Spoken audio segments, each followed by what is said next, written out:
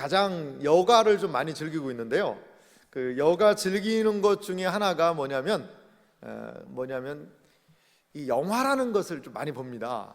영화 여러분들도 좀 가끔 보시죠? 뭐 자주는 아니지만요. 그런데 그 영화를 봤는데 항상 영화는 무슨 얘기죠? 뭐 지지고 볶고 싸우는 그런 이야기도 있지만 어떻게 보면 항상 뭐가 등장하죠? 악한, 나쁜 사람들이 등장을 합니다. 이 나쁜 사람들을 어떻게 해야 돼요? 착한 사람이, 선이 이 나쁜 걸 좀 이겨야 돼요. 그래야지 이 영화를 딱 봤을 때도 그래 맞아, 야 영화 시원하다라고 얘기하지 않겠습니까?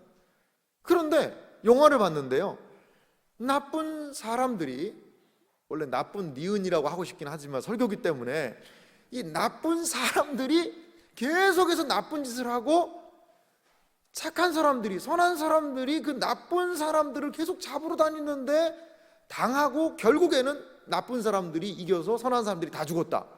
그런 영화를 여러분 봤다고 생각해 보세요. 그럼 마음이 좀 어떻겠어요? 좀 뭔가 보기는 했는데 찝찝한 느낌이 든다는 거죠. 그런 영화들이 간혹 가다가 있습니다.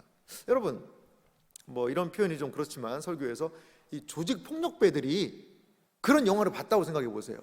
조직폭력배들이 그런 영화를 봤는데 막 나쁜 사람들이 막 해가지고 착한 사람들 다 죽이고 이제 막 악이 승리했다. 그럼 조직폭력배들도 그런 영화를 보면서 야 역시 우리 악이 세다라고 생각할까요? 아닙니다. 그 사람들도 야 영화를 왜 저렇게 만드냐, 자기는 비록 나쁜 짓을 저질렀어도 늘 마음 가운데는 뭐가 이기기를 바라는 거예요? 선이라는 것이 이기는 것을 은연중에 바란다는 거죠. 바라고 있습니다, 여러분. 맞습니다, 여러분. 진리라는 것은요 반드시 승리하게 되어 있다는 것이죠. 사람들이 거부하고 부인한다 하더라도, 진리를 거부하고 이런 게 뭐 어디 있어, 착하게 살면 요즘에 바보야 라고 이야기한다 하더라도 그래도 사람들이 착하게 살기를 원하고 있어요. 원하고 있어요. 자기들은 못 살지만 말입니다. 그러면 착하게 살고, 다른 말로 우리는 신앙적인 관점에서 예수를 잘 믿고 믿음 안에 거한 사람들, 이 사람들은 과연 어떻게 될 것이냐 이거죠. 끝까지 주님을 인내하고 부여잡고 산 사람들, 이 사람들 과연 어떻게 되냐 이것이죠. 오늘 요한계시록 7장은요 이러한 질문에 대한 대답을 우리에게 제시를 하고 있습니다. 오늘 요한계시록 유인물 한번 보시겠어요? 요한계시록 내용을 보면요, 먼저는 이제 요한계시록에 등장하는 이 막간이라는 용어들이 있습니다. 이 막간이라는 것은 말 그대로요 막과 막 사이에 있는 거죠. 이런 막간이라는 내용이 있는데 뭐 이거는 뭐 깊이 연구할 필요는 없고요, 그냥 한번 쑥 지나가면서 아 이런 게 있구나 라고 아시기만 하면 됩니다. 이 막간이라는 건 유인물 보면서 설명하겠습니다. 막간의 본문은 첫 번째 막간은요 오늘 우리가 읽은 7장 1절에서부터 17절이 막간입니다. 이게 왜 막간이느냐, 인심판을 몇 개를 했어요? 6장에 보면 첫 번째, 두 번째, 세 번째, 네 번째, 다섯 번째, 여섯 번째 인까지를 딱 떼요. 그 다음에 일곱 번째 인은 어디 있을까요? 8장 1절 보세요. 성경 보십시오. 8장 1절에 보니까 일곱째 인을 떼실 때에가 등장하죠. 그러니까요 여섯 번째 인을 떼고 바로 일곱 번째 인을 떼야 되는데 7장이 떡 들어가 있고 8장에서 뗀단 말이죠. 그러니까 7장을 뭐라고 부른다? 막간이라고 부른다는 것이죠. 이 똑같은 구조가 두 번째 막간인 10장 1절에서부터 14절에도 등장을 하는 것을 볼 수가 있습니다. 이 첫 번째 막간의 내용은 인침을 받은 이스라엘 지파와 천상의 무리에 대한 거고요, 두 번째 막간도 똑같아요. 첫 번째에서부터 여섯 번째 나팔을 불고 일곱 번째 나팔을 바로 불어야 되는데 10장하고 11장이 있어요. 그리고 11장 15절에 가서야 일곱 번째 나팔을 분다는 거죠. 내용은 뭐냐면 두루마리 책과 두 증인에 대한 기록입니다. 이 부분은 이제 10장과 11장을 좀 살펴보면서 살펴보겠습니다. 그럼 막간이 무슨 의미가 있을까? 간략하게 살펴볼게요. 1번을 보면요 첫 번째 인과 여섯째 인과 일곱째인 사이, 여섯째 나팔과 일곱째 나팔 사이에 들어있는 두 개의 막간은 모두 여섯째 심판들과 연결되어 있다는 것이죠. 그러니까 여섯 번째, 오늘 우리가 살펴본 7장은 어디와 연결되어 있는 거예요? 6장에 하고 있는 이 여섯 인의 내용과 연결이 되어 있다는 거죠. 또한 막간은요, 성도의 상황과 주변 정황을 알려주는 그런 구실을 합니다. 이 막간의 내용을 통해서 주변의 상황들이 이렇게 돌아가는구나, 그리고 성도들은 이런 모습이네, 이런 것들을 좀 알 수 있다는 거고요. 세 번째 보면요, 막간은 주권적인 하나님의 통치에 대해서 알려주고, 네 번째로요, 같이 읽어볼까요? 같이 읽겠습니다. 하나님과 어린 양이 승리하듯이 이 땅에서 고난을 겪는 하나님의 백성들도 최종적으로 승리한다. 참 멋있는 말이죠. 이것을 이 7장이 보여주고 있다는 것이죠. 여러분, 7장이 좀 기대가 되십니까? 이제 기대하는 마음으로 7장에 들어가면 또 하나님이 7장에서 우리에게 은혜를 주실 줄 믿습니다. 7장은요, 크게 1절에서부터 8절, 9절에서부터 17절 두 부분으로 좀 나눌 수가 있습니다. 첫 번째 부분은요, 지상의 성도들이 인내하는 이유입니다. 이 지상에 있는 성도들이 끝까지 인내하거든요. 그 믿음을 지키거든요. 왜 지킬 수 있느냐? 그 이유를 얘기해요. 첫 번째 보면 땅의 사방 바람에 대한 그러한 내용이 등장을 합니다. 우리 7장 1절을 다시 한번 한 목소리로 크게 읽도록 하겠습니다. 읽습니다.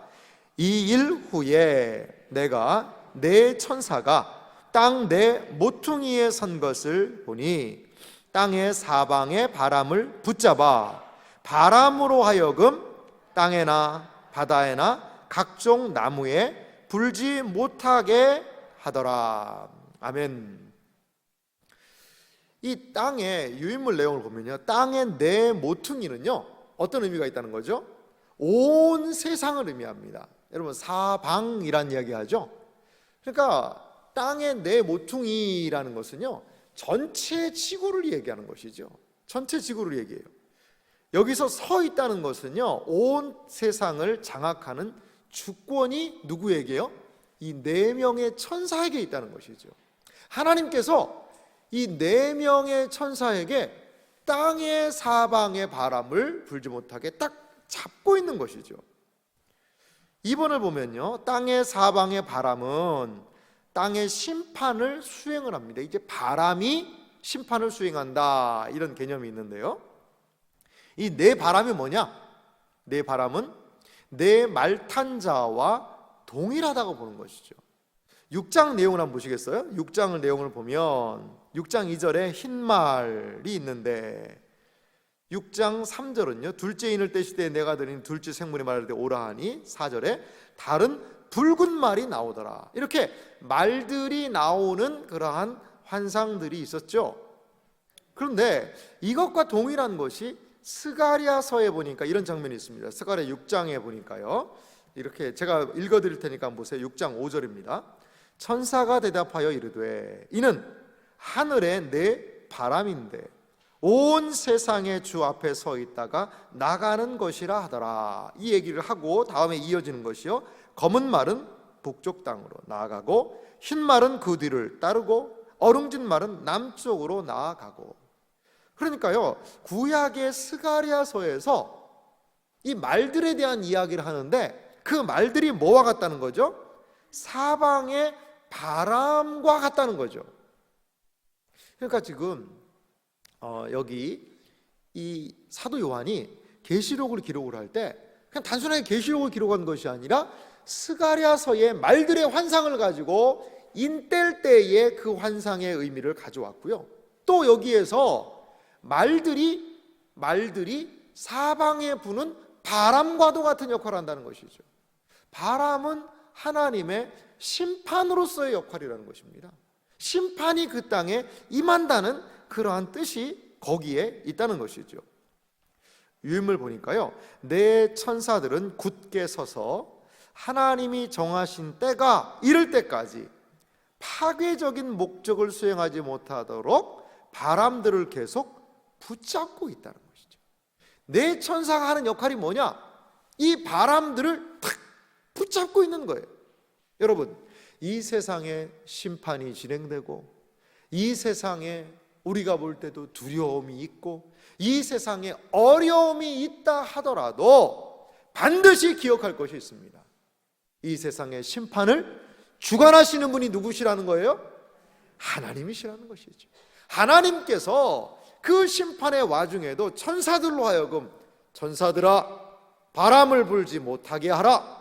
그러면 세상을 심판하는 바람이 불 수 있는 거예요, 없는 거예요? 없는 겁니다. 하나님의 주권 아래 있다는 것이죠. 하나님이 정하신 때까지 그 심판과 모든 상황들은 유보된다는 것입니다. 바로 4번을 보면요, 종말론적인 파괴 세력들은 주권적인 통제 아래 있고 하나님이 정하실 때에만 활동할 수 있다는 것입니다. 여러분, 우리가요, 첫째인에서부터 넷째인 이 말들이 다니면서 하는 전쟁, 그리고 내란, 기근, 전염병, 이 모든 것 안에서 하나님이 신자를 보호하실 수 있다는 것이죠. 무엇 때문에요? 바람이 불지 못하도록 하나님이 바람을 꽉 붙들고 계시다는 사실을 여러분 믿으시기 바랍니다. 성도는요, 모든 시련 가운데서 주님께서 분명히 보호하신다는 것입니다. 보호하시는 거예요. 이거에 대한 우리가 확신을 가지고 있어야 합니다. 이제 등장하는 참 중요한 요한계시록의 의미가 있는데요, 인치심이라는 거죠. 인이란 뭘까요? 도장을 얘기합니다. 도장인데요, 그 도장을 찍는 사건에 대하여서 우리 2절 3절 내용을 다시 한번 제가 읽어볼 테니까 들어보십시오. 또 봄에 다른 천사가 살아계신 하나님의 인을 가지고 해 돋는 데에서부터 올라와서 땅과 바다를 해롭게 할 권세를 받은 네 천사를 향하여 큰 소리로 외칩니다. 무엇을 외칠까요? 3절은 같이 읽어보겠습니다. 이르되 우리가 우리 하나님의 종들의 이마에 인치기까지 땅이나 나 바다나 나무들을 해하지 말라 하더라. 이제 하나님의 살아계신 하나님의 인, 도장이죠. 하나님을 왕으로 본다면 이 도장은 무슨 도장일까요? 이 도장은 무슨 도장일까요? 옥새겠죠, 옥새. 이 인은요, 왕들이 찍는 거라고 그래요. 그러니까 쉽게 말하면 우리식으로 번역하면 이건 옥새입니다, 옥새. 그러니까 이 옥새를 가지고 천사가 쫙 왕의 명령을 받아서 내려오는데, 이 사방에 바람을 붙잡고 세상을 해하려는 이 사방에 부는 이 바람을 향하여서 그걸 얘기하는 거예요. 우리가 하나님의 종들의 이마에다가 이 도장을 찍을 때까지 땅에나 바다나 나무나 바람 불지 마라, 해하지 말아라 라고 이야기한다는 것이죠. 자, 하나님의 종이 누구죠? 하나님을 믿는 사람들입니다. 하나님을 믿는 사람들한테 이마에 뭐를 찍어준다는 거예요? 도장을 찍어준다는 거예요, 도장을. 이게 이제 나중에 요한계시록 13장에 가면 666 나옵니다. 여러분 666 되게 궁금하시죠? 666. 근데 666을 많은 사람들이 진짜 막 몸에다 뭘 박아가지고 무슨 베리칩을 박네 뭐 이런 얘기 많이 하죠. 예전에 666이 뭐라고 그러는지 아세요? 그게 바코드라고 그랬습니다. 바코드라. 나중에는 사람들이 바코드를 여기다 찍는다고 그랬어요. 그리고 어떤 사람은요, 신용카드 쓰면 안 된다고 그랬어요. 왜? 신용카드가 666이다 이런 이야기를 했었습니다. 근데 요즘에는 또 666이 뭐라고 그러냐면 베리칩이라고. 제가 저기 수원 쪽에서 사역할 때도요, 거기 수원에 큰 시장이 있거든요. 지동에 이제 팔달시장이라고 큰 시장이 있습니다. 근데 그 시장통에 베리칩 받으면 지옥 갑니다 그러면서 그 팻말 들고 다니는 사람들이 있어요. 그 희한한 사람들이 있습니다. 그러니까 몸에다가 어떤 칩을 딱 삽입한다는 거죠. 그 칩을 삽입해서 이걸로 뭐 결제도 하고 뭐 여러 가지도 한다는데, 이제 이거를 받으면 안 된다는 거예요. 거기 요한계시록에 666을 짐승의 숫자를 받는다는 것이죠. 그럼 이걸 반대로 하면, 그렇게 지옥 가는 사람들은 다 그 칩을 박는다 그러면 우리 예수 믿는 사람들은 뭘 어떻게 해야 돼요? 이 인을 어디다 박아야 돼요? 1층 사무실에 가면 뭐 간사님이 여기다 도장 찍어줍니까, 여러분? 여러분 이마에 한번 보세요. 인 있나 한번 보세요. 뭐 도장 찍은 거 있나? 네? 그러니까 이거를 상징적인 부분으로 봐야 되고 666도 상징적인 숫자입니다. 그때 보겠습니다만. 그러니까 이게 상징적인 거지 문자적으로 진짜 뭐 하나님이 여기다 도장을 찍어줬다. 뭐 어떤 사람은요 인 맞았대요 본인이. 그래가지고 어떻게 인을 맞았냐 저도 얘기만 들었는데 인 맞은 사람을 봤다는 거예요. 하나님이 자기를 인을 쳐줬다는 거예요. 그게 무슨 인이냐 근데 불도장이라는 거예요. 불도장 뭐냐면 여기가 뻘겋다는 거예요. 아니 여기를 막 계속 때려도 뻘개집니다 여러분. 그게 뭐 하나님이 하셔서 뻘개졌는지 이게 모를 일이에요. 그럼 여기 이 뻘건 게 이 색깔 빠지면 어떻게 해요? 그럼 그 지워진 겁니까? 여기에서의 인이라는 것은 상징적인 의미가 있다는 것이죠. 그러면 인의 의미가 무엇인지 한번 좀 살펴보도록 할게요. 이 인의 의미를 알기 위해서는요 에스겔 9장 4절에서부터 6절의 내용을 좀 살펴보는 것이 필요합니다. 에스겔 9장 4절에서부터 6절을 제가 한번 읽어볼 테니까요 잘 따라오면서 한번 보세요. 여호와께서 이르시되 너는 예루살렘 성읍 중에 순행하여 그 가운데서 행하는 모든 가증한 일로 말미암아 탄식하며 우는 자들의 이마에 표를 그리라. 여기 보십시오. 예루살렘을 위해서 탄식하며 우는 자, 애통하며 기도하는 사람들에게 이마에 표를 그리라고 그랬어요. 표. 이 표는 그 히브리 글자 중에 맨 마지막 글자인 타우라는 게 있거든요. 이 타우라는 글자를 여기다 이게 그리라는 거예요. 5절을 계속 읽어보면요 그들에 대하여 내 귀에 이르시되 너희는 그를 따라 성읍 중에 다니며 불쌍히 여기지 말며 긍휼을 베풀지 말고 쳐서 늙은 자와 젊은 자와 처녀와 어린이와 여자를 다 죽이되 이마에 표 있는 자에게는 가까이 하지 말라. 내 성소에서 시작할지니라 하시매 그들이 성전 앞에 있는 늙은 자로부터 시작하더라. 그러니까 여기에 보니까요 에스겔에도 유사한 표현이 있어요. 이마에다가 하나님을 경유하는 사람들에게는 표를 그렸다는 것이죠. 다른 사람들은 표가 없는 사람들은 다 죽이고 표 있는 사람은 어떻게 하라는 거예요? 죽이지 말라는 것이죠. 이러한 말씀이 에스겔에도 이미 있었습니다. 동일한 말씀이죠. 자, 하나님께서는 당신의 종들에게 이마에 인, 도장을 찍어주시겠다는 것입니다. 유인물 가보면요 인은 어떤 의미가 있느냐? 소유, 보호, 특권을 인정하기 위해 찍는 것이 인입니다. 여러분 도장을 어디에 찍습니까? 저는요 제 책에다가 도장을 꼭 찍습니다. 왜 도장을 찍을까요? 이거는 누구 거라는 거예요? 전이철 내 거라는 거죠. 제 거라는 거예요. 어떤 분이 한참 지났는 제가 이제 교회에서 있을 때 책을 한 권 가져오셨어요. 그래서 집사님 이게 무슨 책이에요? 했더니 어머 이게 보니까 목사님 여기 도장이 찍혀 있네요. 이게 제가 모르고 우리 집에 이게 있더라는 거예요. 왜 거기에 있는지 모르겠어요 정말. 근데 제 책이 거기 있어서 봤더니 목사님 도장이 찍혀서 목사님 갖다 드립니다. 이렇게 책을 가져오셨더라고요. 그러니까 도장을 찍는다는 것은 뭐냐? 이것은 내 소유다 이라는 의미가 있습니다. 이런 의미가 있어요. 또한 어떤 의미가 있냐면 예전에는 중요한 편지들은 봉함을 하고요 거기다가 왕이 도장을 꾹 찍었어요. 그래서 함부로 뜯어보지 말라는 거죠. 내용물을 뭐 한다는 거죠? 보호한다는 의미가 또 도장에 있습니다.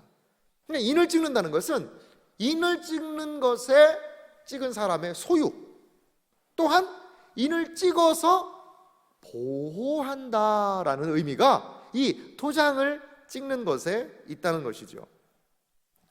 유인물 내용을 보면요 성령의 인치심은 하나님의 자녀인 것을 보증하시는 것입니다. 성도는 하나님의 소속이며 특별한 보호를 받는다. 여러분 우리가 누구일까요? 하나님께서 여러분들의 이마에 주를 믿는 자들의 백성의 하나님의 백성의 이마에 이미 인 도장을 찍으셨다는 것을 여러분 믿으시기 바랍니다. 우리를 그래서 무슨 백성이라고 얘기해요? 인친 백성이다 라고 이야기하는 것입니다. 한번 도장 찍으면 야 너 요즘에 신앙생활 하는 게 영 시원찮다. 요새 왜 이렇게 신앙생활도 안 하고 기도도 안 하고 야 이리 와라. 야 천사 가서 저 이마에 가서 도장을 지우거라. 그래가지고 천사가 지우개로 갔다가 막 인을 지워가지고 인 찍은 걸 취소할까요? 뭐 한 번 해병은 영원 해병이다.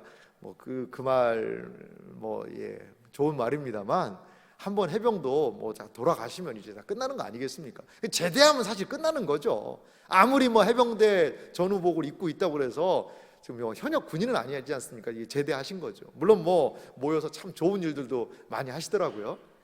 그런데 한 번 하나님께서 이마에 도장을 찍으신 사람은 영원한 하나님의 소유요, 하나님의 보호를 받는다는 것을 여러분 믿으시기 바랍니다. 때로 우리의 믿음이 연약해져요. 때로 믿음 약해지죠. 그래서 내가 하나님의 백성 맞아? 내가 구원받을 수 있을까?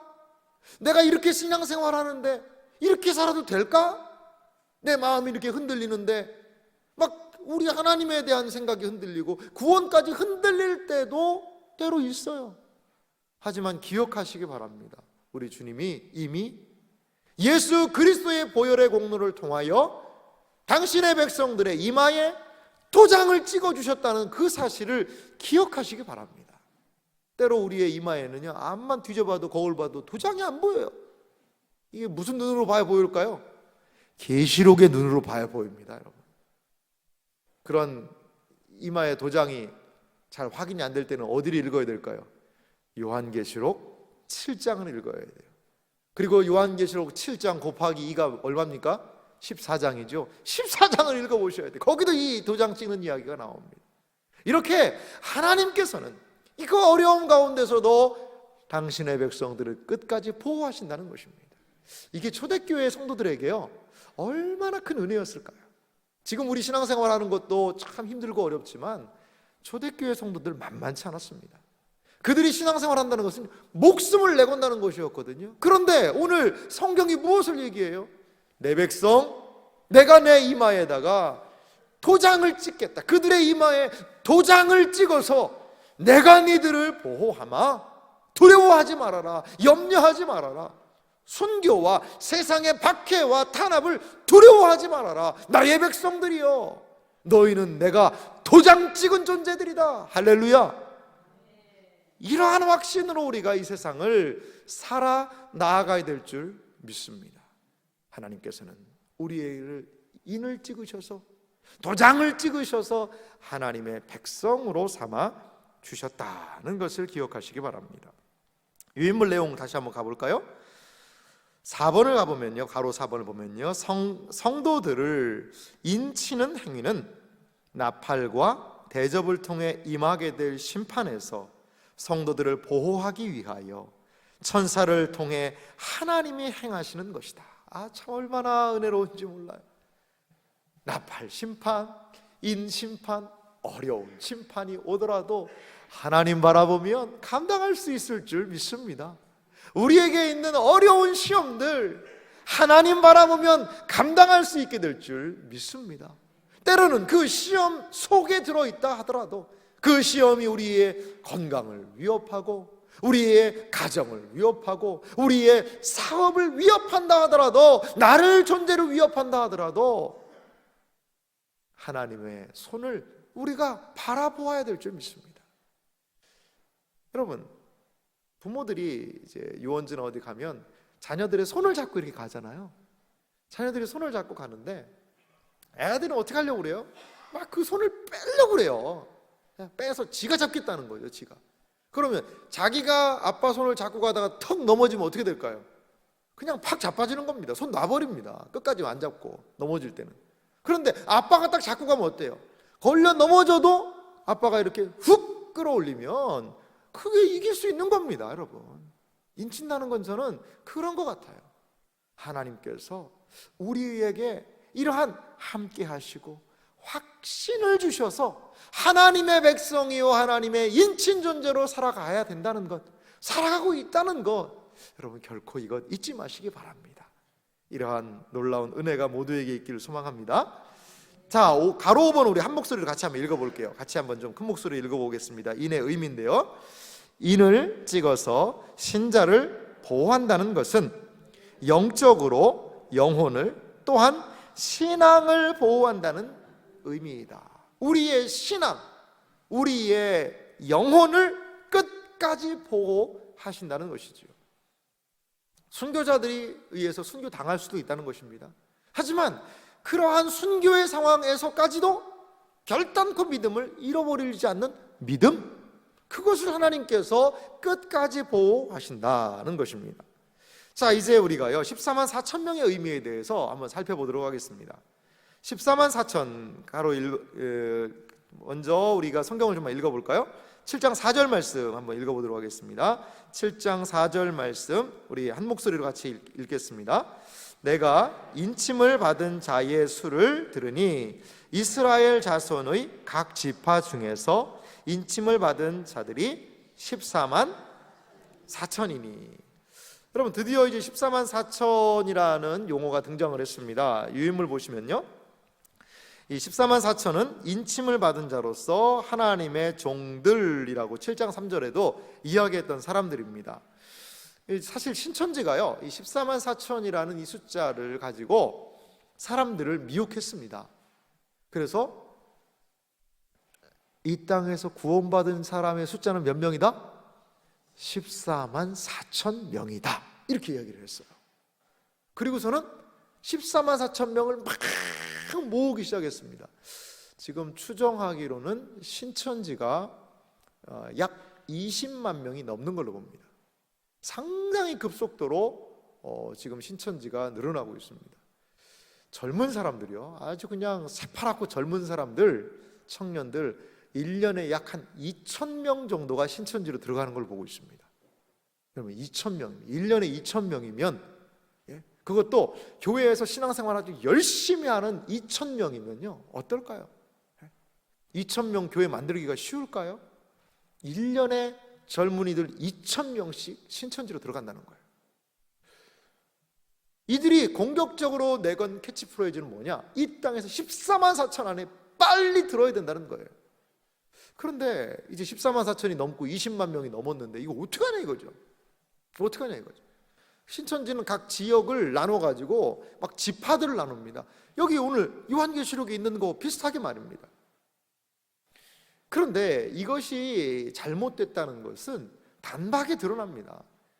단박에 드러나는데 왜 이게 드러나냐면, 여기에서 이 14만 4천이라는 것은 실제의 숫자는 아니라는 거죠.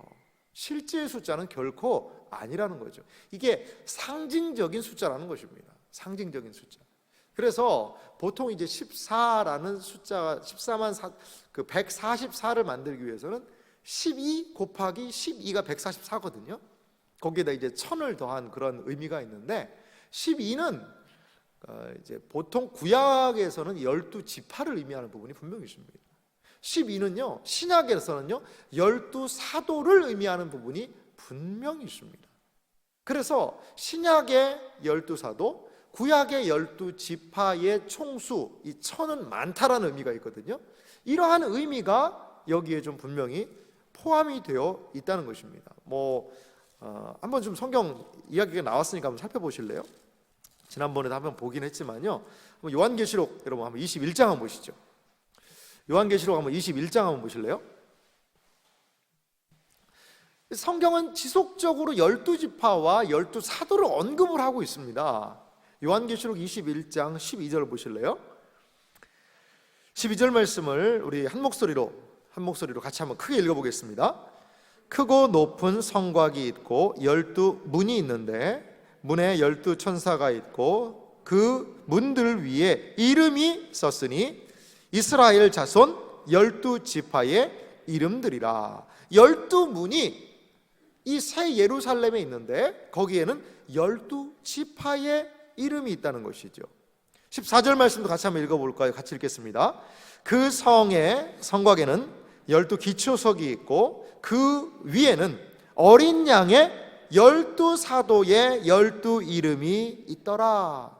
그 성에 기초석이 있는데 그것은요 12사도의 이름이라는 것이죠. 이 12지파는 구약의 교회에 대한 상징이라면 12사도는 신약의 교회에 대한 상징으로 신구약 모든 교회를 포괄하는 의미가 거기에 분명히 있습니다. 저는 이 숫자 안에도 이러한 내용과 의미들이 분명히 포함되어 있다고 봅니다. 유인물 한번 가볼까요? 거기 보면 신약 성경은요, 교회를 새 이스라엘 혹은 참 이스라엘로 부르고 있다는 것이죠. 여기에 이 12지파다라는 이스라엘 자손 각 지파다라고 하는데요, 여러분 잘 한번 생각해 보세요. 예수님 당시에, 사도 요한 당시에 이 12지파가 있었을까요, 없었을까요? 신약 시대에 그때 당시에 12지파가 있었을까요, 없었을까요? 12지파가요 다 없어져 버렸어요. 레위 지파 조금, 유다 자손 조금 있는데, 북왕국 이스라엘이 망하면서요, 그 BC 722년에 북왕국 이스라엘이 망했는데, 그때의 산지사방으로 이 10지파를요 다 흩어버립니다. 흩어버려요. 그래서 이들이 포로에서 돌아올 때도요, 지파가 온전히 이게 이루어지지는 않았던 걸로 봐요. 그러니까 예수님 시대에는 12지파가 있어요, 없어요? 없다는 거죠. 그러면 왜 이들을 12지파라고 불렀느냐? 야고보서 1장 1절을 좀 자막으로 준비했는데요, 같이 한번 읽어볼까요? 야고보 선생이 이 그리스도인들에게 편지를 하면서 1장 1절에 이렇게 얘기합니다. 같이 한번 읽어보겠습니다. 하나님과 주 예수 그리스도의 종 야고보는 흩어져 있는 12지파에게 문안하노라. 여기 흩어져 있는 12지파라는 건 뭘까요? 교회를 얘기하는 것입니다.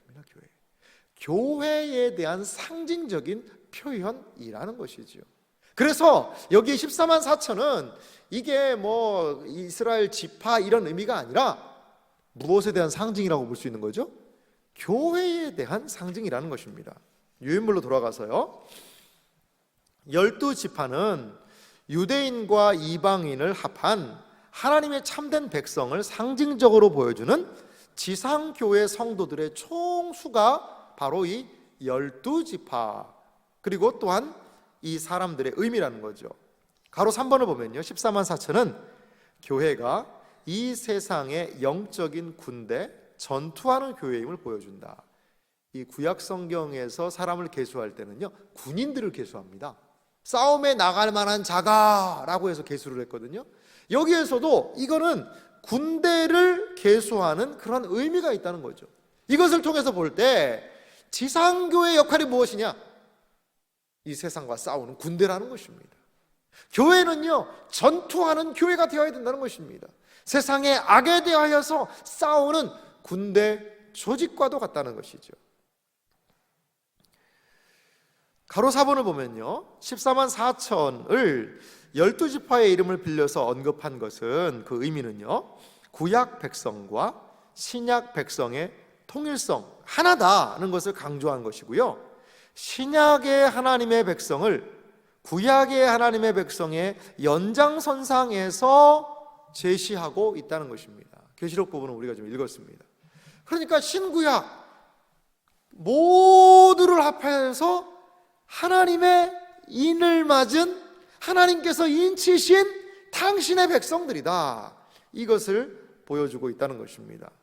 사실은 좀 특징적인 부분 중에 명단에서 제외된 지파가 있는데요, 단지파가 제외됐습니다. 아마도 이 단지파가 우상 숭배를 좀 많이 했거든요. 그것 때문에 빼지 않았을까, 이런 생각이 들고요. 에브라임, 여기 므낫세가 등장을 하면요, 여기 보십시오. 6절에도 보면 므낫세 지파 중에 1만 2천이요, 므낫세가 등장을 하면 누가 등장을 해야 될까요? 8절에 요셉 지파가 있는데, 사실 요셉이 므낫세 아버지입니다. 그러니까 므낫세가 등장을 하면 여기 에브라임이 등장을 해야 되거든요. 근데 에브라임 대신 요셉이 등장했습니다. 이런 좀 차이가 좀 있습니다. 근데 좀 제가 성경을 쭉 읽어봐도요, 에브라임 지파가요 조금은 좀 사실 그 요셉의 장남 역할을 에브라임이 하거든요. 이제 므낫세가 원래 장남이지만, 근데 이 역사서들을 보면 이 에브라임이 좀 못된 짓을 많이 합니다. 못된 짓을. 사사기에서도 좀 막 많이 비아냥거리고 깐족거리는 역할들을 하고요. 그러한 역할을 해서 아마 좀 여기에서 이름 빠진 게 아닌가, 그런 생각을 한번 해보겠습니다. 뭐 개인적인 생각입니다. 그래서 그런 좀 특성들은 좀 있다는 것.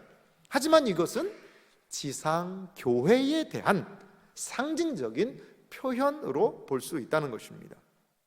이제요, 두 번째 부분인 인내한 성도들에게 주시는 하늘의 상에 대한 부분을 좀 살펴볼 필요가 있는데요, 능히 셀 수 없는 큰 무리가 등장을 하죠.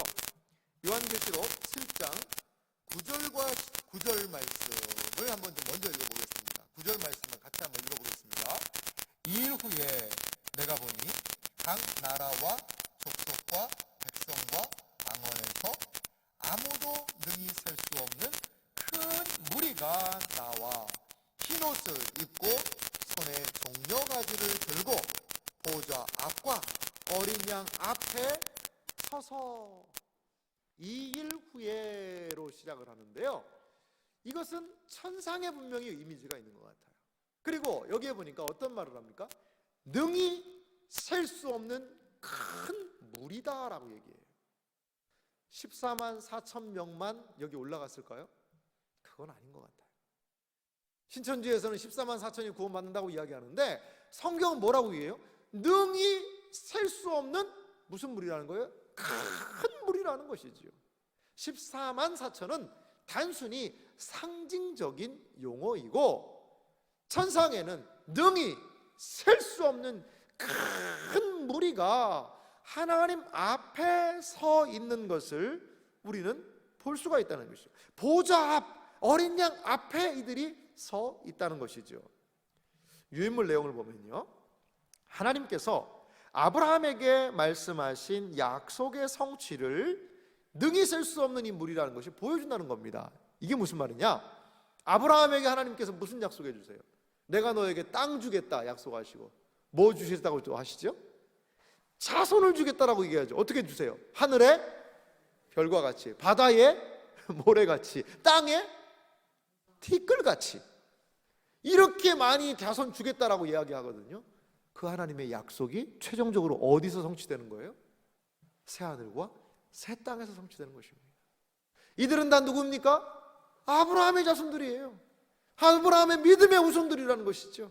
그들이 그 능히 수를 셀 수 없는 큰 무리가 되어서 아브라함의 언약의 성취가, 아브라함에게 약속하신 그 언약이 이렇게 성취되는구나, 그것을 우리는 이 천상에서 확인할 수 있다는 것이죠.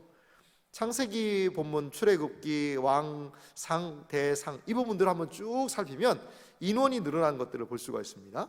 그리고 이들이 서 있는 무리에 대한 의미를 보면요, 허다한 무리가 보좌 앞에 서 있다라는 것은요, 6장 17절의 질문, 진노의 큰 날이 이르렀으니 누가 능히 서리요? 에 대한 응답이라는 것이죠. 우리가 6장을 마무리하면서 제가 지난 시간에 그런 말씀드렸죠. 누가 과연 설 수 있겠습니까? 다음 시간에 말씀드리겠습니다, 이렇게 얘기했죠. 이 진노의 큰 날이 이르는데 누가 설 수 있냐는 것이죠. 누가 설 수 있다는 것이죠?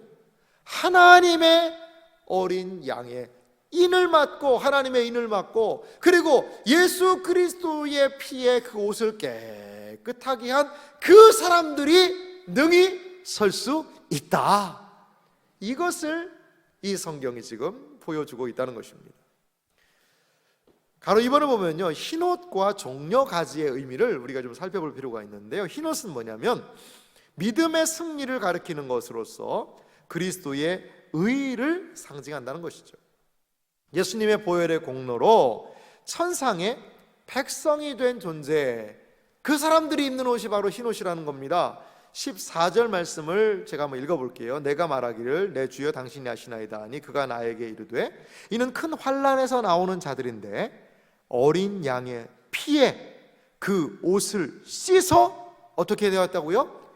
희게 하였느니라. 할렐루야. 어린 양의 피에 그 옷을 씻은 사람들만 그 하나님의 보좌 앞에 설 수 있다는 것을 여러분 믿으시기 바랍니다. 두 번째 종려가지가 있습니다. 그것은 무엇일까요? 그리스도의 승리의 입성 때와 같이 호산나 하면서 이 종려가지를 흔들었거든요. 종려가지는 승리의 상징으로서 하늘의 교회가 승리한 교회임을 나타낸다는 것입니다.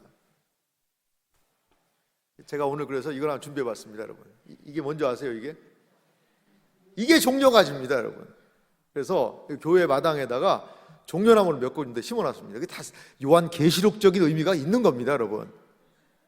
여러분, 이게 참 이파리가 참 멋있게 생기지 않았습니까?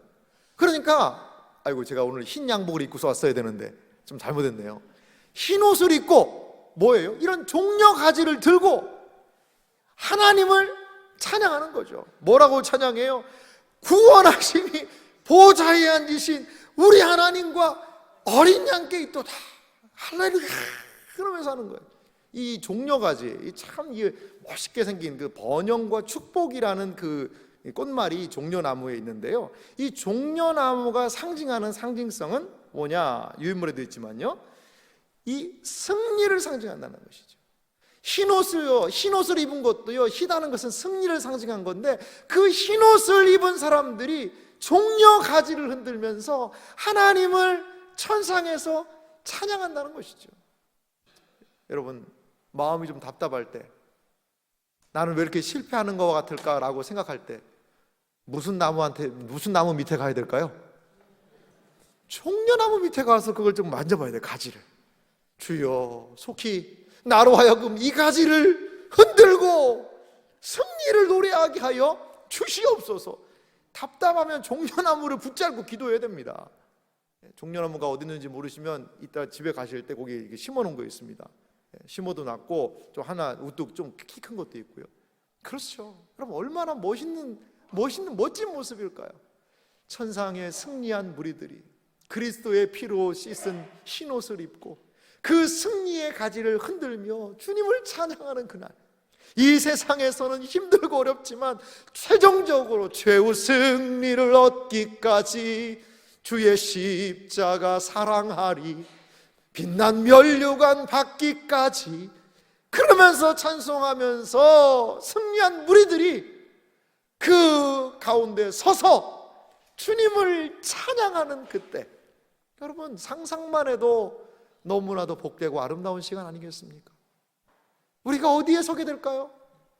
이 땅에서 수고한 성도들이 과연 어디 서게 될까요? 거기에 서게 될 줄 믿습니다. 무엇 가지고요? 종려가지 들고요. 종려가지 들고. 그래서 교회에다가 전 종려나무 좀 많이 심어놨으면 좋겠어요. 많이 심어놔서 그 나무를 볼 때마다 주여, 나도 저 승리에 동참할 날 주옵소서, 이렇게 기도했으면 좋겠다라는 생각이 듭니다. 이렇게 주님께서는요, 흰옷을 입히고 종려가지를 들려주셔서 이들이 승리한 무리임을 나타내 보여주고 있습니다. 그런데요, 장로들의 두 가지 질문을 하고 있습니다. 13절과 14절 말씀 같이 한번 읽어볼까요? 장로 중 하나가 응답하여 나에게 이르되 이 흰옷 입은 자들이 누구며 또 어디서 왔느냐? 내가 말하기를 내 주여 당신이 아시나이다 하니 그가 나에게 이르되 이는 큰 환난에서 나오는 자들인데 어린 양의 피에 그 옷을 씻어 희귀하였느니라. 아멘. 두 가지 질문을 하죠. 그 흰옷을 입은 자들의 정체를 묻습니다. 그러자 그가 대답을 해줘요. 자기가 묻고 자기가 대답을 해줍니다. 이들은요, 첫 번째, 큰 환난에서 나오는 자들이라는 것이죠. 신자는 믿음을 위한 박해 속에서도 믿음을 위해 끝까지 인내하며 주님 앞에 서는 자들이라는 것이죠. 이 세상을 살아갈 때요, 이 신자들이 환난에서 나오는 자들이라고 얘기했어요. 평안 속에서 나오는 자들이 아니고요, 환난이라는, 고난이라는 터널과 시련을 통과한 자들이 신자라는 거예요. 고난이 신자로서 없을 수 없습니다. 고난이 있고 고난이 있더라도 우리가 기억할 것은 뭐라는 거예요? 하나님이 그 고난 속에서도 우리에게 인을 찍어주셨다는 것, 그것 때문에 끝까지 그분께 충성을 다하며 인내할 수 있다는 것이지요. 또 하나 비를 보면요, 어린 양의 피에 옷을 씻어 희귀한 자들인데요, 끔찍한 환난에도 불구하고 자기들의 충성과 그리스도의 피를 통해 구속받은 존재들을 얘기하죠.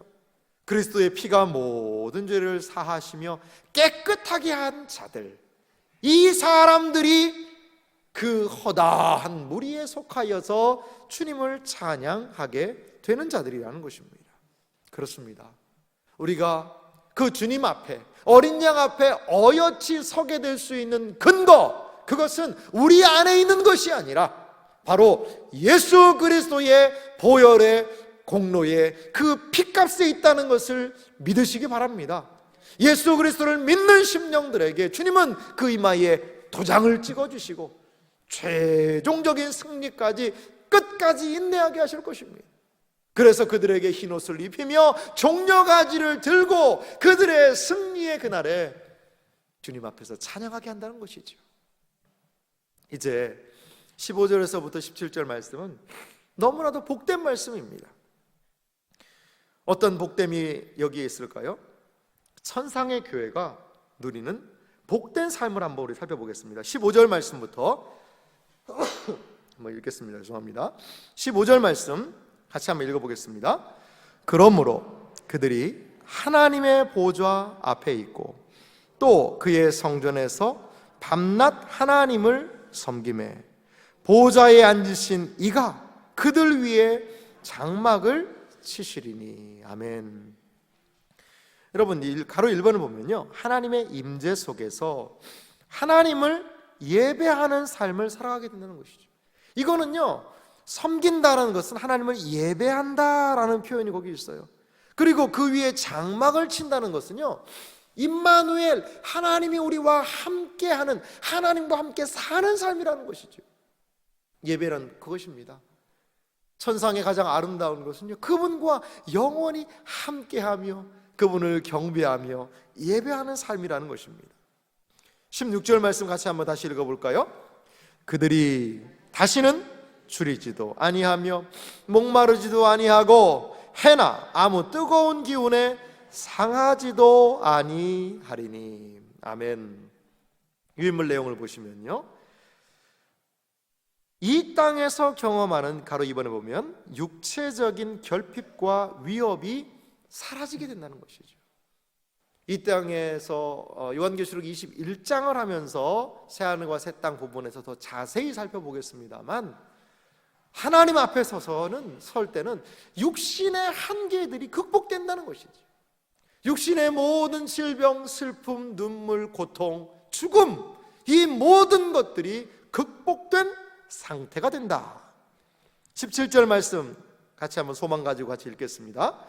이는 보좌 가운데에 계신 어린 양이 그들의 목자가 되사 생명수 샘으로 인도하시고 하나님께서 그들의 눈에서 모든 눈물을 씻어주실 것임이라. 아멘.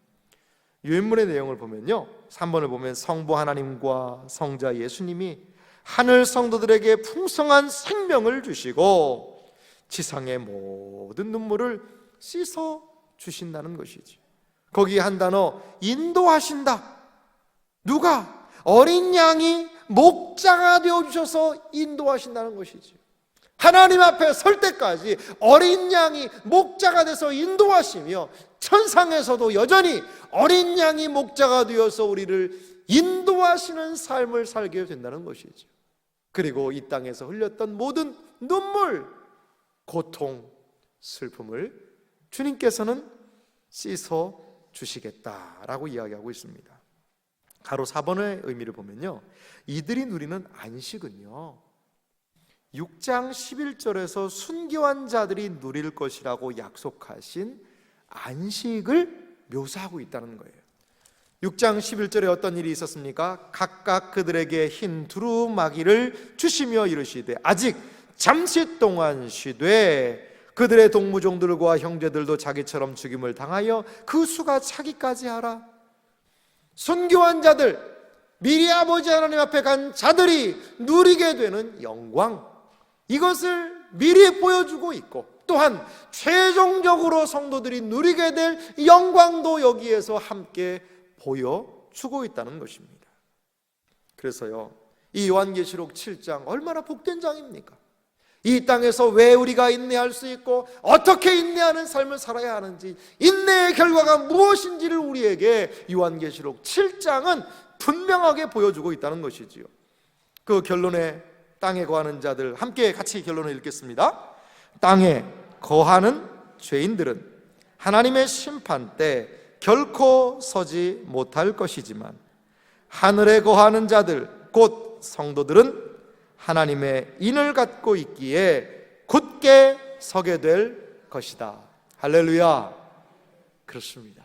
우리를 굳게 주님 앞에 세우는 것, 우리의 공로가 아니라 하나님이 우리에게 인을 치셔서 소유 삼으시고 보호하셨기 때문에, 어린 양이 그리스도의 보혈의 공로로 우리를 깨끗하게 씻어서 흰옷을 입혀주셨기 때문에 우리는 능히 하나님 앞에 서게 될 줄 믿습니다.